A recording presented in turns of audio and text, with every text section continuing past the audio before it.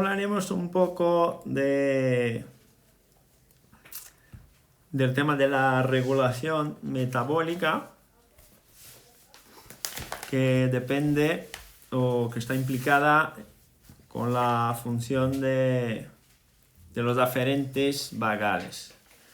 Entonces, es importante tener esto en cuenta, que hablaremos de la función de los aferentes vagales para la regulación metabólica y todo esto, ¿vale? O sea, la información que el vago lleva es el tema hoy. Ya voy a subirlo a YouTube, ¿sí? Y he subido a Telegram el paper que vamos a utilizar, que es este, de Nature. Está bastante bueno. Y bueno, y creo que puede contribuir mucho para nuestra práctica clínica y todo esto, porque al final estas cuestiones que os pongo aquí son cuestiones que están más dirigidas a lo que se tiene de más nuevo en la investigación científica, en las descubiertas y todo esto. O sea, tiene que valer también para que podamos aportar en clínica y también desarrollar posibles investigaciones futuras, ¿vale? Entonces esta es un poco la idea. Entonces, hablando un poco del vago, de los aferentes vagales, ya sabemos que los aferentes vagales están directamente implicados con el intestino, ahí en la lámina propia del tracto gastrointestinal, y esto va a ser importante para la regulación de la ingesta de comida, para la sensación de saciedad, para la sensación de hambre y para la regulación de la glucosa, ¿vale? Es bastante importante esta función de los aferentes vagales para la regulación homeostática de la glucosa, porque esto va a llevar esta información a los núcleos centrales y ahí va a haber distintas interacciones para modular un poco la respuesta de la glucosa. ¿Vale? Entonces, esta respuesta de modulación de la homeostasis de la glucosa, saciedad, hambre, todo esto, está parcialmente, una parte de ella está regulada por los aferentes vagales, otra parte por hormonas que van ahí por vía humoral y otra parte por los nervios esplénicos que van dirigidos directamente a la médula. Vale, entonces a ver si encuentro aquí la imagen que quiero poner. Pum, pum, pum, pum, pum, pum. Empezamos por esta aquí. Entonces ahí tenemos una imagen entonces de lo que sería esta estructura de los aferentes vagales. Vale, entonces ahí el páncreas, el intestino, el estómago, el hígado y todo esto, si os dais cuenta, sube y va a hacer sinapsis y va a terminar en el núcleo del tracto solitario, que es el núcleo de las aferencias viscerales, como hemos comentado ya distintas veces en otros directos, ¿vale? También si nos fijamos en la imagen, está ahí el ganglio nodoso. El ganglio nodoso es donde está la concentración de cuerpos de neuronas del vago que lleva esta información visceral. El ganglio nodoso, como vemos ahí, está justo abajo del occipital, entre el occipital y el temporal, y está cerquita de lo que sería el seno carotídeo. ¿Vale? Entonces ahí cuando estamos trabajando sobre el seno carotídeo también estamos teniendo algún tipo de acción, algún tipo de efecto sobre esta estructura que está justo enfrente a la transversa de C1, que es el ganglio nodoso o ganglio inferior, ¿vale? Y también podemos ver ahí en la imagen que está el NTS, que está perfecto, que es el núcleo aferente, y del otro lado, del lado derecho, está el núcleo dorsal del vago, que es lo que va a modular la respuesta eferente del vago, ¿vale? Entonces ahí es importante, esta imagen es importante porque esta es nuestra vía de actuación. es nuestra vía de actuación. Entonces, cuando estamos trabajando sobre estímulos de los aferentes vagales, lo que estamos haciendo es modular la tasa de respuesta de la rama motora en esta imagen relacionada al núcleo dorsal del vago. Entonces, si quiero aumentar la tasa de disparo parasimpático, donde tengo que trabajar en estos aferentes vagales que os enseño ahí. ¿Vale? Además de esto, es importante también decir que estos aferentes tienen una concentración de un 80% de fibras C. ¿Vale? O sea, si tengo un 80% de fibras C, estamos diciendo que son fibras de baja velocidad, pero de estímulo continuo, y un 20% de fibras de tipo A. ¿Vale? Entonces, también puede ser importante a la hora de elegir las maniobras que quieres hacer en el abdomen, cuando buscamos influir sobre los aferentes.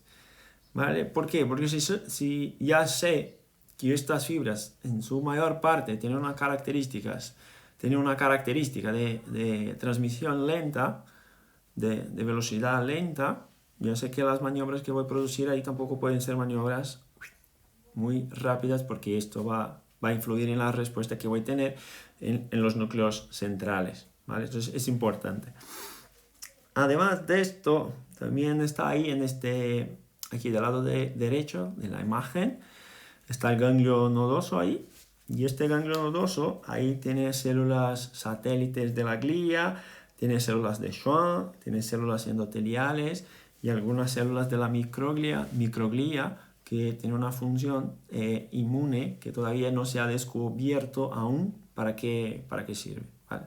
Pero hay distintas cositas importantes para futuras investigaciones o para darle vueltas con los pacientes que tenemos que no tienen buena respuesta o que no tienen una respuesta convencional a nuestro tratamiento. ¿Vale? Bastante interesante la imagen.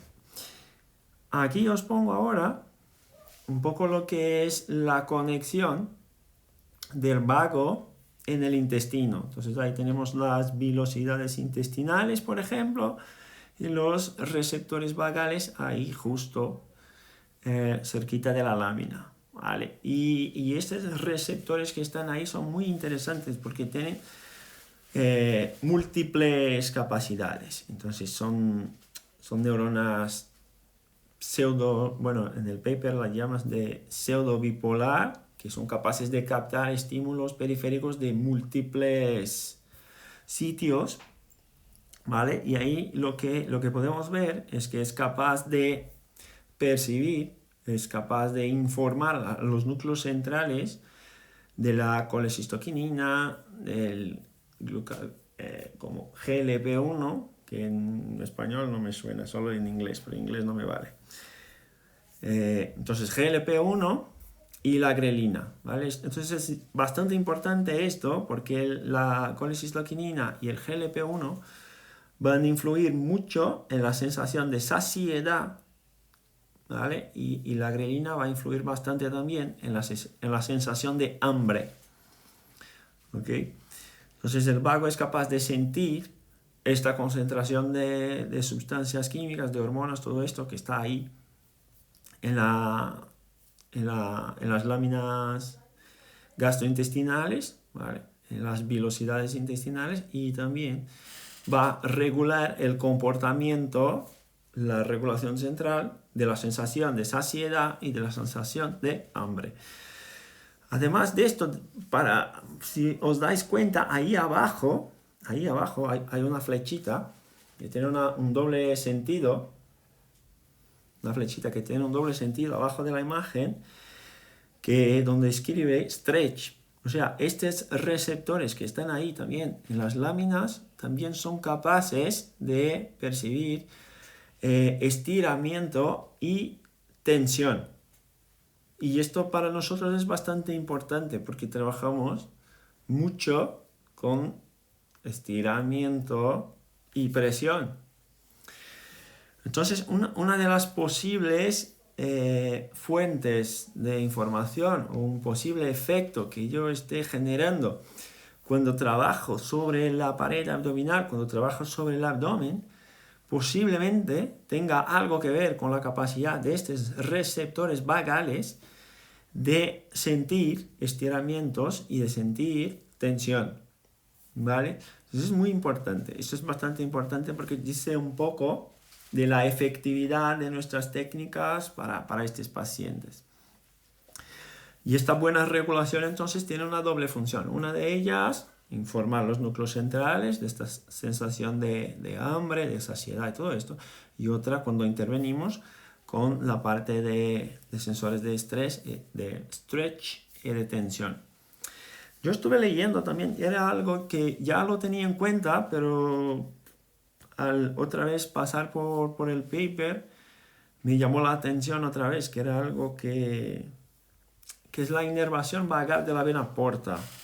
No sé si os suena esto, si ya alguien os ha comentado, si se ha leído en algún sitio, que es la inervación vagal de la vena porta. Y esto me suena muy interesante porque, bueno, por distintas cosas, pero una de ellas es que estuve leyendo una investigación con modelos animales, claro. Y la propuesta de la investigación, os cuento, el vago izquierdo es el que va a hacer la inervación más del hígado, ¿vale? No solo, pero es más el izquierdo. Entonces, la investigación lo que propuso era de hacer una vagotomía en el vago derecho, porque el izquierdo va al hígado, en el vago derecho le cortamos y quiero saber si los estímulos que yo produzco en el colon descendente y en el recto y todo esto, que ya no sería vagal, y quiero saber si los estímulos que produzco ahí son capaces de llegar al vago. Y al final se cortó el vago derecho, se mantuvo el izquierdo para mantener la percepción del hígado. Y los estímulos que se generaba en el colon descendente, en el recto, todas estas estructuras que no tienen una inervación vagal, sino que una inervación sacral, al final este estímulo que se produjo ahí llegó al vago.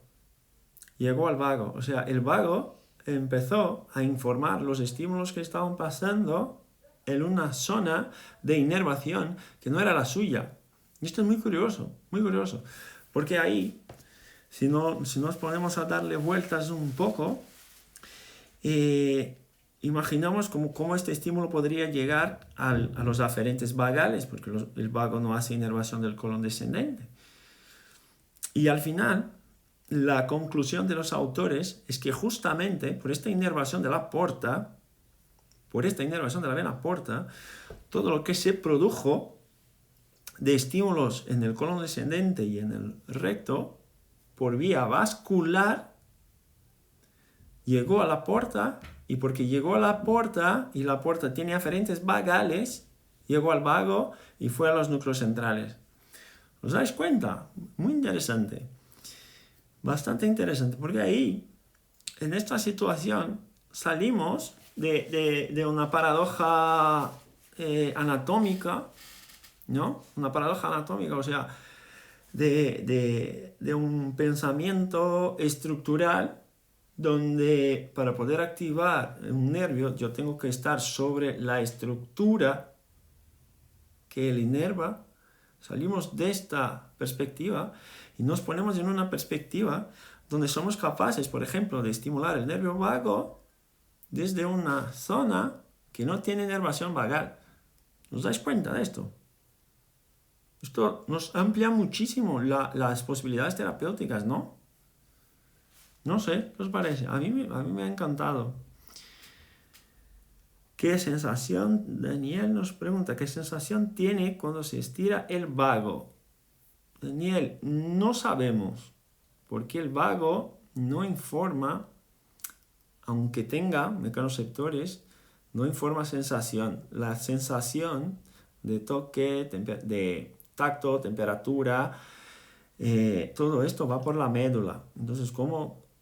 ¿Que puede generar náuseas? Sí, esto sí, pero sensación de agobio, todo esto, o dolor seguramente no, porque el vago no transmite dolor, no transmite nocicepción. Pues lo que pasa es que cuando tocamos al abdomen, por cómo es una doble vía, todo lo que es estímulo somático, todo lo que es temperatura, todo lo que es nociceptivo va a la médula. Entonces no tenemos un estímulo puro, un estímulo aislado que te pueda decir yo produzco un estímulo aquí y esto de manera segura genera esta sensación, porque todo estímulo que produzco en el abdomen tiene una doble vía, va siempre por doble vía. Y la vía que informa mecanotransducción, todo esto es la vía medular. Esta capacidad de sentir el estiramiento que os pongo ahí que tiene el vago, él es capaz de sentir el estiramiento. El nervio responde al estiramiento, pero la sensación no sube por ahí. Aunque él responda al estiramiento, la sensación no sube por él. O sea, él transmite la información, pero la sensación sube por la médula. Es bastante raro. Porque otros estudios te dicen también que el vago, cuando tú generas un estímulo nociceptivo en una víscera, por ejemplo, el vago sí que aumenta su respuesta, pero no hay producción de dolor. Aumenta la respuesta, o sea, percibe la nocicepción, pero no es capaz de informar dolor. ¿Y cómo se sabe esto? Porque en modelos experimentales tú produces un estímulo álgico, un estímulo nociceptivo en el abdomen y hace un doble experimento. En un grupo de ratas tú cortas el vago y verificas si las ratas adquieren un comportamiento de dolor. Entonces, cuando tú cortas el vago y mantienes la médula, las ratas tienen un comportamiento de dolor. Pero cuando tú cortas la médula, seccionas la médula y mantienes el vago, las ratas no tienen comportamiento de dolor. O sea, el vago lo siente, pero no es capaz de informar dolor. Por esto, es bastante interesante. Con los aferentes mecánicos igual. Es capaz de sentir, mejorar su tasa de disparo, pero no informa la sensación. La sensación va por otra vía. Siempre hay una doble vía. Esto es muy importante cuando hablamos de sistema vegetativo. Sí, es curioso cómo se conecta el cuerpo por distintas vías. Sí, es muy interesante. Porque fijaros que pacientes con colitis, donde el principal compromiso de la colitis está más en el colon descendente y en el recto o en el sigmoides, que no hay inervación vagal, también tienen efectos benéficos, también tienen beneficios cuando se estimula el vago, aunque ahí no haya inervación vagal, ¿vale? Es bastante interesante.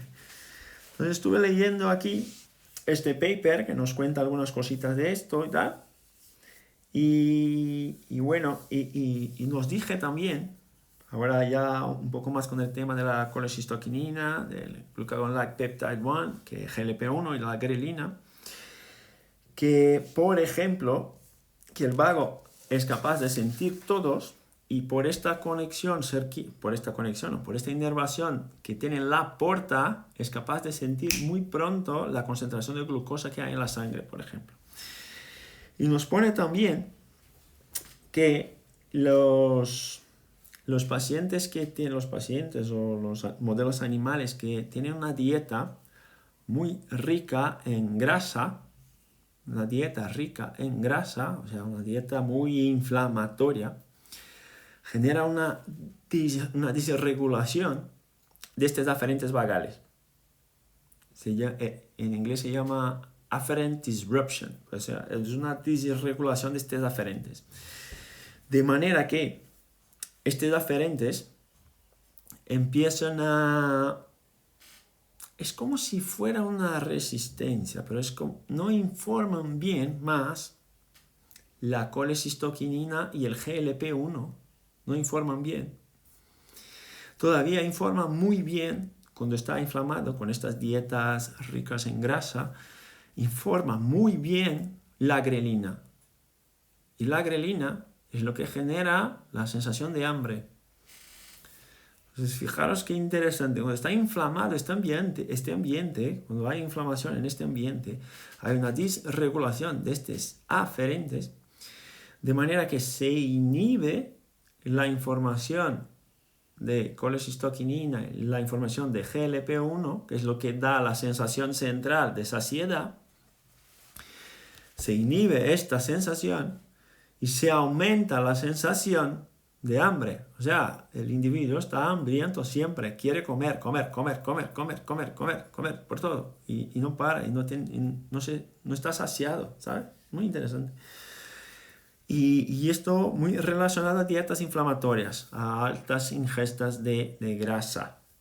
Y esto ya hay investigaciones científicas con esto también, que dicen que la estimulación del vago no es que previne, pero te da, es como si fuera un factor de protección cuando con pacientes obesos, un factor de protección cuando estimulas el vago, para que esta persona, después de haber hecho la dieta, perdido peso y todo esto, adelgazado, para después de haber hecho todo esto, para que no vuelva a ganar peso otra vez. Bastante interesante. La estimulación del vago, o sea, ahí funcionaría como un factor de protección para que el paciente no vuelva a ganar peso, ¿vale? O sea, aumentando la sensibilidad a la colecistoquinina, aumentando la sensibilidad al GLP-1 y más que esto también, cuando trabajamos con la estimulación de los aferentes vagales, hay una mejora de la calidad de información de serotonina que sale del intestino también a los núcleos centrales, ¿vale? Y esta información va, claro, por el núcleo del tracto solitario. Bastante interesante el tema. En el paper llama de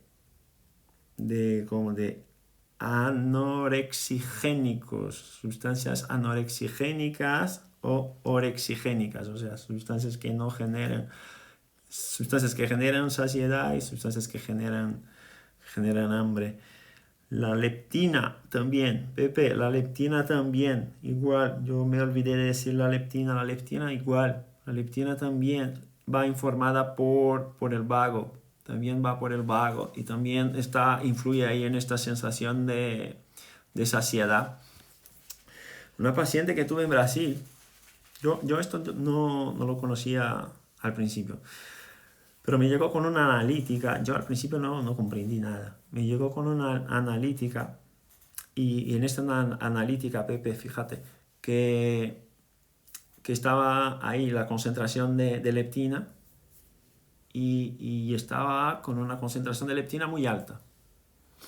Y era una paciente que tenía esta sensación constante de hambre. Ya había comido, pero seguía con hambre. Yo al principio empecé a leer esto, es que no tiene sentido, porque si esta hormona informa saciedad, fijaros, si informa saciedad y tú estás llena de esto, no tiene sentido que tenga hambre. ¿Me vais siguiendo? No tiene sentido que tenga hambre si esta hormona produce saciedad y tú estás llena de esto. No tiene sentido que tengas siempre hambre. No tiene sentido. Algo no cuadra. Claro, y ahí me puse a leer. Y cuando me puse a leer, entendí que esta concentración alta de leptina en la paciente que yo tenía, que estaba muy... que era una situación mala, porque si está llena de leptina, esto significa que el organismo tiene que producir mucho más leptina para que los aferentes vagales sean capaces de captar esta concentración. ¿Sabes? Entonces, para que los aferentes vagales sean capaces de captar la leptina, tiene que haber una sobreproducción de leptina para que pueda informar a los núcleos centrales de que ya está con comida suficiente, ya está saciada. ¿Vale? Y esto, ¿por qué pasaba? en parte por el estilo de vida que llevaba, de no practicar deporte y todo esto, y en otra parte por la dieta con alta concentración de grasas que llevaba. Y era una paciente, y no tenía nada que ver, la paciente estaba en mi consulta por hernia lumbar. ¿Vale? Tenía hernia lumbar y tenía dolor lumbar. Y ahí las correlaciones bastante interesantes. Tenía dolor lumbar, hernia discal y todo esto. Y claro, dependiendo de lo que comía, le cambiaba la sensación en la columna. O sea, le molestaba más o le molestaba menos, dependiendo de lo que comía. Incluso de lo que cenaba. O sea, por la noche comía no sé, una pasta, una pizza. Y por la mañana ya le despertaba las lumbares un poco más molestas. Y ahí empecé a entender todo este circuito, toda esta relación del mecanismo proinflamatorio, de la inflamación de bajo grado que tenía en el abdomen, que esta información impedía una buena información vagal y que al impedir esta buena información vagal le generaba siempre la sensación de hambre, y como estaba siempre con la sensación de hambre, estaba siempre ansiosa porque quería adelgazar y no era capaz. Y como estaba siempre ansiosa, estaba siempre con un tono muscular más alto. ¿Sabes? Es un loop positivo clarísimo.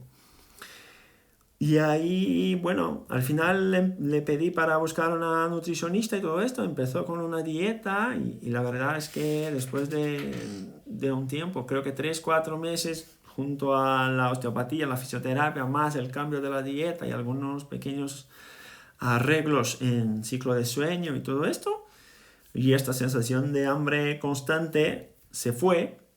Y esta paciente también, muy curioso, tenía siempre mucho sueño por la tarde, que también se fue cuando se cambió esta regulación de la homeostasis abdominal, ¿sabes? De la información homeostática que va por vía vagal del ambiente intraperitoneal. ¿Vale? Como nos dije aquí también, fisioterapia Linares también se torna resistente a insulina. Cuando los aferentes vagales sufren cambios, como esta disregulación que os comento, empieza a generar aumento de resistencia a insulina. Perfecto. Entonces, no sé si os habéis dado cuenta, creo que hace 2 semanas, yo puse un paper en el feed, que en octubre del año pasado yo hice un vídeo, porque estaba en el Congreso de Neurogastroenterología en Lisboa. Yo hice un vídeo diciendo que algunos autores ya encontraban que antes de la diabetes, antes de la subida de la glucosa, ya había un cambio como si fuera una neuropatía de los aferentes vagales.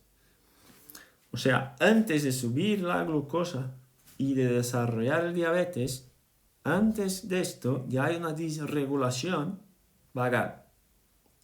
¿Y esta disregulación por qué? Por este ambiente químico intraperitoneal tóxico, más que todo tóxico, proinflamatorio, con liberación de citoquinas proinflamatorias, inflamación de bajo grado, cambios en los hábitos alimentarios, cambios en la dieta, cambios en el ciclo de sueño, cambios en los hábitos gastrointestinales, todo esto antes de la diabetes.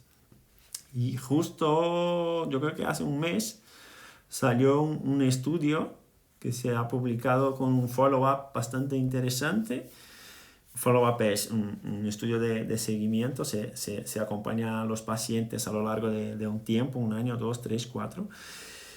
Y se descubrió que antes de la subida de la glucosa, antes de la diabetes, hay un cambio en la variabilidad de la frecuencia cardíaca. Y este cambio en la variabilidad de la frecuencia cardíaca, con un aumento del tono simpático y una disminución del tono vagal. Bastante interesante. O sea, esta disruptura, si es que se puede hacer esto, se puede decir esto, esta disregulación, viene antes de la enfermedad. Como hemos comentado también otras veces con artritis reumatoides y todo esto, viene antes de la enfermedad. O sea, esto está en nuestras manos y a veces no nos damos cuenta, ¿eh? A veces no nos damos cuenta. A ver si buscamos mejores herramientas para poder acompañar a estos pacientes y tener datos más fidedignos a largo plazo para, no sé, para aprimorar o perfeccionar nuestras abordajes terapéuticas, ¿vale? Esta imagen también está bastante interesante, no nos quedaremos mucho en ella porque es más cosa de, bueno, si hay interés, algún momento hablamos de esto más aislado, pero como si os dais cuenta, ahí lo que está a la izquierda, pues los estímulos orexigénicos, está arriba de la neurona, y los estímulos anorexigénicos están abajo. Entonces vemos ahí, por ejemplo, que en un ambiente químico intraperitoneal o en un ambiente proinflamatorio de bajo grado del sistema gastrointestinal, os dais cuenta que hay una hiperpolarización de lo que serían de lo que sería la capacidad de sentir las sustancias anorexigénicas. O sea, hay una hiperpolarización. O sea, para que se dispare el potencial de membrana se tiene que generar una concentración mucho más alta de estas sustancias en el ambiente celular, en el ambiente gastrointestinal, ¿vale? Entonces esto marca un poco porque hay una concentración, por ejemplo, de leptina muy alta cuando hay un paciente con inflamación de bajo grado y explica mucho porque este paciente, aunque tenga muchas sustancias responsables por la saciedad, que a él no refleja esta situación. Y esto es bastante importante cuando hablamos de osteopatía integrativa, cuando hablamos de sistema nervioso autónomo integrativo, porque fijaros cómo es inútil trabajar un paciente desde un punto de vista solamente estructural o mecánico y no arreglar esto. ¿Por qué? Yo le voy a trabajar la salida del cráneo, yo le voy a trabajar manipulación, yo le voy a hacer maniobras faciales, yo le voy a pedir, no sé, cuclillas en casa, pero hay un ambiente químico interno que le impide de evolucionar. Y si nos damos cuenta, esto va a cambiar ya, como no hablamos, el mecanismo de liberación de insulina, la resistencia de las células y todo esto, pero si nos recordamos de otros directos, recordaros que el núcleo del tracto solitario tiene conexiones importantes con el núcleo dorsal del vago, claro, pero además de esto, con la amígdala, con la corteza prefrontal, con la ínsula, tiene conexiones incluso con el núcleo del trigémino, con el núcleo trigeminal. Recordaros de esto.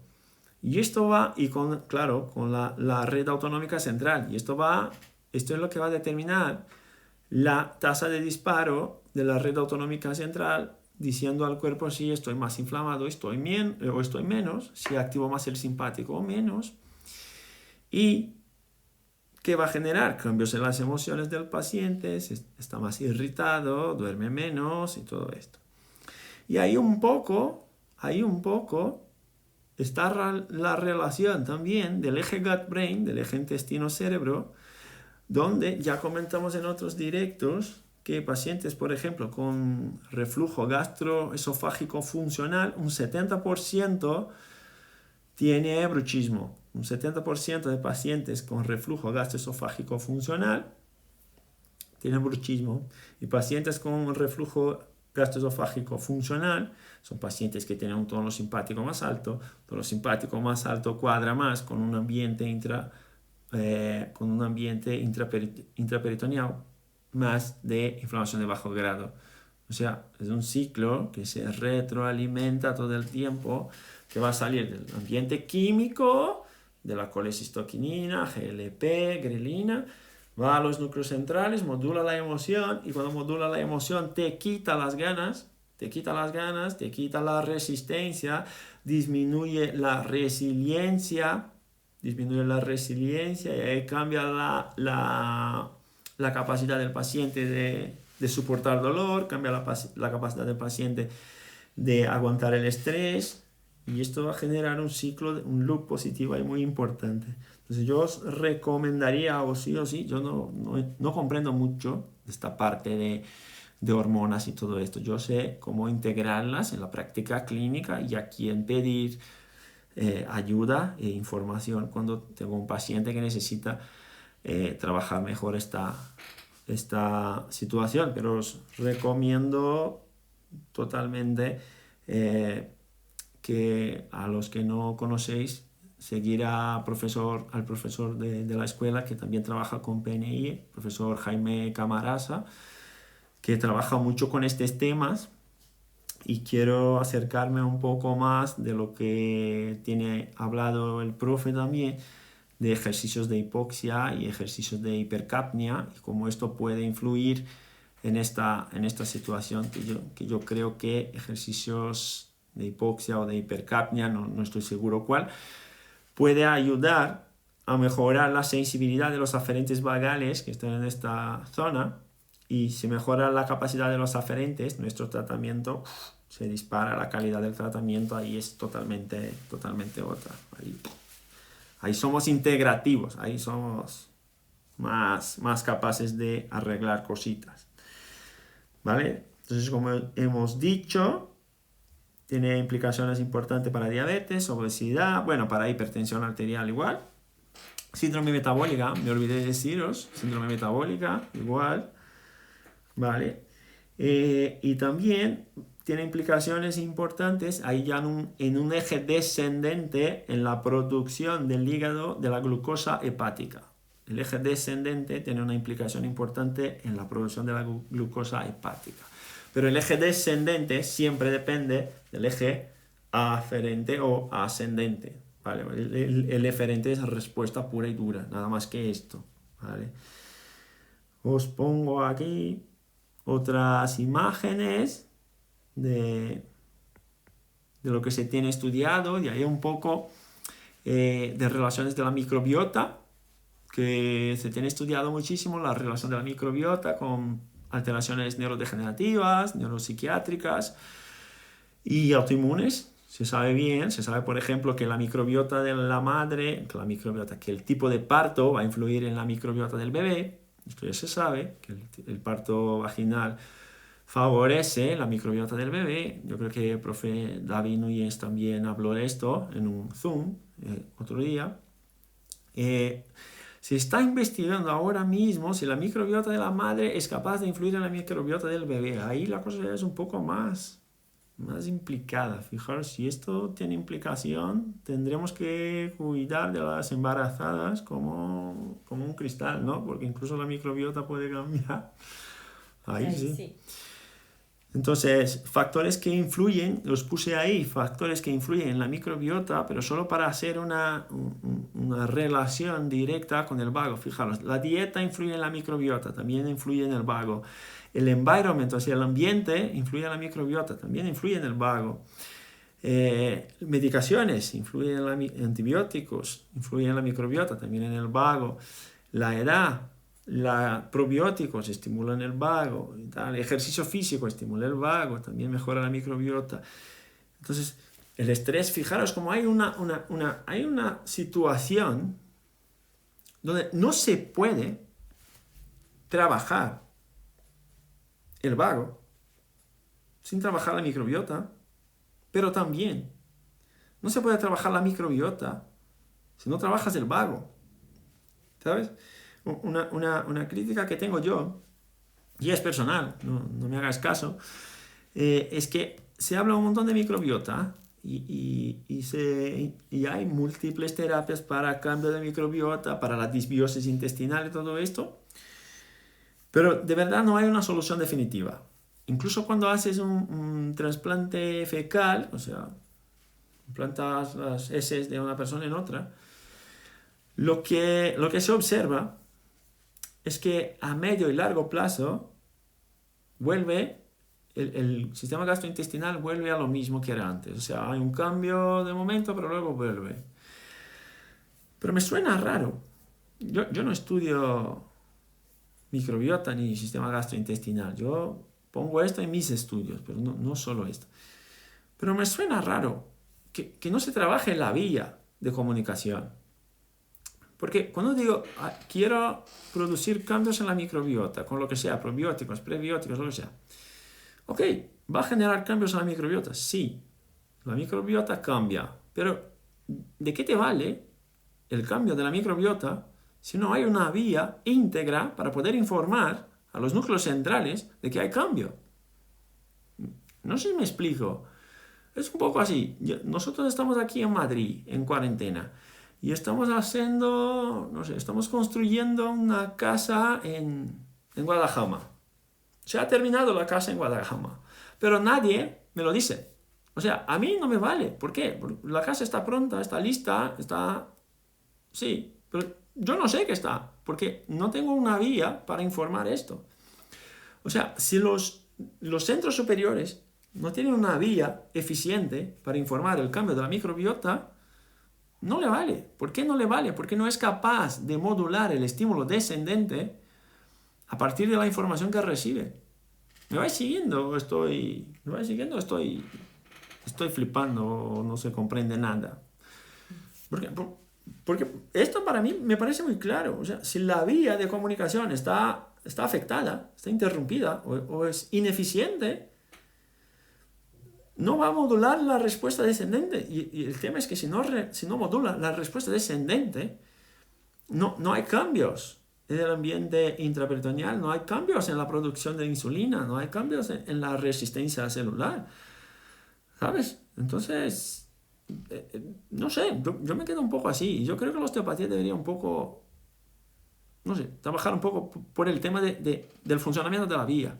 ¿Sabes? Si la vía está dañada por haber tenido... ¿Es necesario darle al vago? Claro, claro. El vago no es capaz de hacerlo por sí solo, que es exactamente esto, ¿sabes? Y las investigaciones científicas te dicen mucho esto, porque, fíjate, yo creo que es un estudio de Bruno Bonas, que es un ensayo clínico aleatorizado, todo esto, con pacientes de Crohn, en Francia, si no me olvido, es con Crohn. Y han implantado un electroestimulador en estos pacientes para estimular el vago. Pum, pum, pum. Bueno, perfecto. A lo largo de 6 meses, de 7 pacientes, 5 han presentado cambios muy interesantes, muy importantes, incluso con disminución de la severidad de la patología, de la enfermedad. ¿Vale? Y además de esto, también se están investigando cómo influye la electroestimulación del vago, por ejemplo, en la obesidad. Y ahí es lo que quiero marcar, en la obesidad. Fijaros que el vago sí que influye en el mantenimiento del peso, como os comenté antes, después de la dieta y todo esto, en un paciente obeso. Pero, fijaros, la estimulación del vago empieza a tener efecto después de 6 meses de estimulación a diario. 6 meses de estimulación. ¿Y por qué después de 6 meses de estimulación? Porque claro, eso hay una resistencia periférica. Hay resistencia periférica. Si hay resistencia periférica, ¿qué pasa? Que hasta que pueda sensibilizar otra vez este receptor, cuesta. ¿Y qué cuesta? Cuesta regularidad, cuesta tiempo, cuesta mantenimiento del estímulo. Esto es el punto, esta es la clave, el mantenimiento del estímulo. Entonces, para que otra vez los aferentes vagales fueran capaces de reaccionar, se tuvo que mantener un estímulo a lo largo de 6 meses. Claro. Y ahí hacemos investigaciones en osteopatía con 4 consultas a lo largo de un mes. ¿Qué quiero evidenciar con esto? No sé. Me parece un poco... ¿Qué? No, nada, ¿verdad? ¿Qué quiero evidenciar con esto? Si a lo largo de 6 meses tengo que hacer a diario algún tipo de estimulación del vago para que pueda reaccionar, ¿qué quiero comprobar con 4 consultas de osteopatía a lo largo de un mes? Es que es imposible. ¿Por qué es imposible? Porque la capacidad del receptor está dañada. ¿Me vais siguiendo? No sé, yo a veces creo que soy un poco loco. Sí, a veces estoy seguro que soy loco. Si la capacidad del receptor está dañada, tú necesitas mantener el estímulo. ¿Sabes? Entonces, como os dije, creo que inhibe los núcleos hipotalámicos relacionados a la saciedad. Sí, José, perfecto. Pero esta inhibición de los núcleos hipotalámicos se da por un cambio en la información que sube. ¿Sabes? Entonces, se mantiene tanto tiempo esta información. Es como un tono simpático, es como el estrés crónico que genera hipotrofia en las células del hipocampo que van a interrumpir el loop positivo de estrés, ¿sabes? Entonces, es esto, hay cambios centrales, claro, porque la información periférica ha cambiado hace mucho tiempo, ¿sabes? Entonces, ¿qué pasa? Si yo lo mantengo, o sea, es la hora de cambiar un poco la perspectiva de la osteopatía. Desde un punto de vista vegetativo, visceral, sistema nervioso autónomo integrativo, ¿vale? No me refiero a dolor musculoesquelético, a nada de esto, me refiero a lo que comprendo yo, que es la parte un poco más visceral y sistema nervioso vegetativo. ¿Podría ser por inhibición de la vía inhibitoria también? Sí, Dani, por la vía inhibitoria también, pero ahí en esta situación es más una vía... es que hay una vía que está súper solicitada, que ahí sería la vía de azúcar, por ejemplo, está súper solicitada, y la otra se inhibe, entonces ahí sería, yo creo que estaría menos relacionada a la médula, más relacionada a los núcleos autonómicos centrales y a la regulación del hipotálamo, como nos dijo José, ¿sabes? Entonces estímulos pequeños, como respiración, posición de cuclillas, como cambios en la alimentación, ejercicio físico regular, meditación y yoga, todo esto, o lo que sea. Tratamiento visceral, que yo creo que es determinante de calidad y de respuesta a cualquier paciente, yo creo. Y es lo que quiero investigar en mi doctorado con pacientes de esclerosis múltiple. Pero es que necesitamos de un cambio en la perspectiva osteopática cuando hablamos de sistema nervioso vegetativo y cuando hablamos de integración, porque decimos que somos holísticos y miramos a la estructura. Pero no sé si me explico.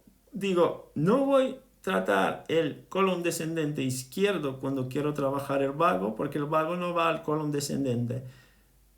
Pero es que los estímulos que yo produzco ahí llegan por vía sanguínea a la porta que tiene inervación vagal. O sea, si yo trabajo la fosa ilíaca izquierda, aunque no tenga inervación vagal, porque el nervio no está ahí, el nervio recibe la información, porque la sangre lleva la información. O sea, o salimos de esta perspectiva estructuralista, o no se trabaja la parte vegetativa, es imposible. No sé si me explico. ¿Sabes? Es un poco esto. Pero a veces soy un poco también pesado con algunas cosas. Me dije, Ruby, eres pesado. Ok. Yo le digo ok, porque Alice ainda está en la tripa. Por esto. Que no se escuche. Muy bien. Ahí os pongo son perspectivas. Son perspectivas. Yo lo que os comento aquí son perspectivas, son siempre perspectivas desde un punto de vista científico, siempre, ¿vale? Nuestra función es generar hipótesis y luego comprobarlas, porque también solo generar hipótesis y no testarlas no nos vale mucho. Pero bien, entonces, ¿qué pasa?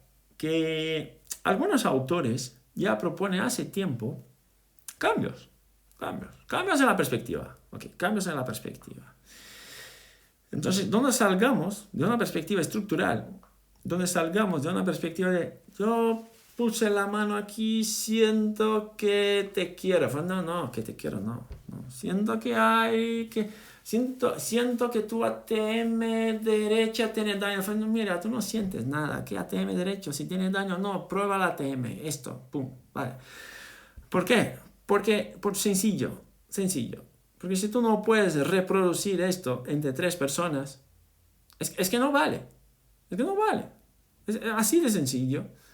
Entonces, si tú pruebas, 10 osteópatas prueban una sacroilíaca. Sale 10 resultados distintos. ¿Sabe qué significa? Que cada uno encuentra lo que quiere. Es esto. ¿Qué significa? Nada más que esto, porque es la misma sacroiliaca. ¿Cómo pueden tener 10 resultados distintos? Cada uno encuentra lo que quiere.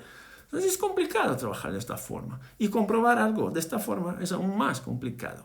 Entonces, las propuestas de este grupo de estudios de osteópatas de Francesco Cherricelli, yo creo que está un poco más de acuerdo con lo que yo practico y con lo que yo pienso que debería ser el abordaje de la parte vegetativa, de la parte visceral, ¿vale? No me meto en la parte musculoesquelética. Ya estuve mucho tiempo metido ahí, suficiente para saber que el camino de la parte musculoesquelética ya está dirigido al ejercicio físico, nada más que esto. Quien acompaña un poco esta parte ya sabe que tú puedes aportar mucho desde un punto de vista osteopático, sí, y debes hacerlo. Pero si tú te olvidas del ejercicio, disculpa, pero tu tratamiento es fallo, porque la osteopatía te vale muchísimo para ayudar el cuerpo a buscar su camino. Pero lo que es más efectivo es poner el paciente en movimiento, es mover el paciente, es tornar el paciente autónomo, es, ¿sabes?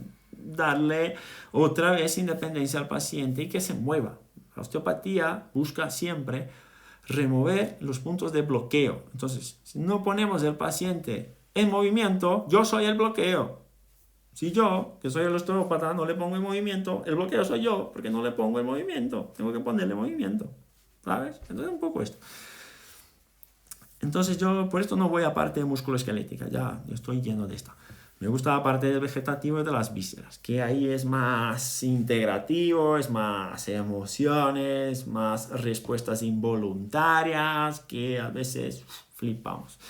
Entonces, estos autores, lo que más propone esto hace más tiempo es Francesco Cherricelli, que está ahí, y propone una perspectiva más integrativa, más de interocepción, de sensibilización, pero también una perspectiva donde se considere de una vez por todas, en definitiva, el modelo biopsicosocial para el abordaje osteopático. ¿Por qué? Todas las ciencias del mundo que trabajan con paciente hoy trabajan con un modelo biopsicosocial y nosotros nos olvidamos que hay toda esta otra parte, ¿vale? Y esto es determinante de respuesta, Y además de esto, no solo trabajar con un modelo diferente, pero más que trabajar con un modelo diferente, podéis leer ahí abajo, llevar en cuenta también conceptos relacionados a alostasis, que se está hablando muchísimo de esto y nosotros estamos a margen de esto, no hablamos de esto. ¿Okay? Y más que esto, más que alostasis, la última palabra que os pongo ahí, regulación. Señores, yo les hablé un poquito, porque si queréis aprender mucho sobre esto es con Jaime, que es un crack, yo no manejo mucho. Yo os puse algo sencillo, más relacionado a mi experiencia, mi práctica de colecistoquinina, de grelina, de leptina. Sí, tengo 3 minutos, lo sé. De leptina y de GLP-1. ¿Por qué? Son reguladores centrales. ¿Vale? ¿Por qué os puse esto? Porque son reguladores centrales. Estos reguladores centrales van informados por la vía aferente vagal al núcleo del tracto solitario. Del núcleo del tracto solitario hacen sinapsis con el hipotálamo, con la corteza prefrontal, con la ínsula, con la amígdala, con los núcleos centrales reguladores de las emociones, y esto también va a modular el cambio, va a modular la actividad simpática que baja por la médula. También va a modular la actividad simpática que baja por la médula, porque ya sé que cuando el paciente está estresado o cuando el paciente está inflamado, que la respuesta al estrés es la subida de la glucosa. ¿O no? La respuesta al estrés es la subida de la glucosa, es el acúmulo de grasa. Y ahora yo os estoy comentando que la regulación de este eje en parte pasa por los aferentes vagales que están ahí, que no son capaces de informar a los núcleos centrales, que van a modular esta respuesta de estrés que baja por la otra vía y que sube la glucosa y que produce resistencia a insulina. Esto es regulación. Eso es regulación. Entonces, esta última palabra que pone este señor ahí, que está muy bien puesta, está muy buena, muy chula, que hablamos un montón de esto en el curso del final de semana, esto es un abordaje por mecanismo. Mecanismo, me encanta la palabra. Los trenes y las estaciones. Perfecto, perfecto, perfecto. ¿Vale? Es hablar el lenguaje de la víscera, hablar el lenguaje del sistema, hablar el lenguaje de la regulación y de los mecanismos para avanzar y para mejorar nuestra terapia y nuestro abordaje a nuestro paciente de una manera integrativa. ¿Vale? Un placer estar con vosotros. Calma, ya estoy. Un placer estar con vosotros. Yo tengo aquí un poco de presión para poder salvar el vídeo. Un placer estar con vosotros. Si queréis enviarnos mensajes, dudas, todo esto en directo, muy bienvenidos todos. El paper está en Telegram. Seguirnos en nuestro canal de YouTube, nuestro sitio web, todo esto, a los que no tenéis las láminas y todo esto, pero cambiar un poco el chip y empezar a trabajar un poco la idea de mecanismos, de regulación y a darle vueltas para avanzar. Señores, el vídeo estará en YouTube luego que esté salvo aquí. ¿Vale? Un abracito a todos, a las madres de Brasil. Felicidades por el día de hoy. Dale, chao. 20 segundos. Vamos. Vale, chao. Chao. Besitos.